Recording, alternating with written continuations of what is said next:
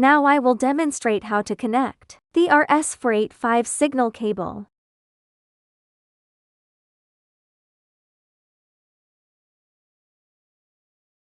First, we connect line 9 to the T or R plus of RS-485.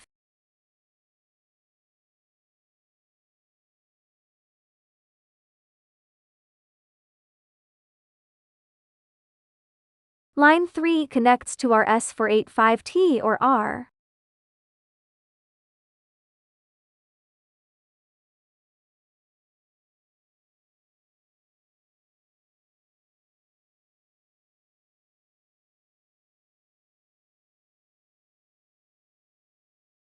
The RS-485 signal cable is now connected.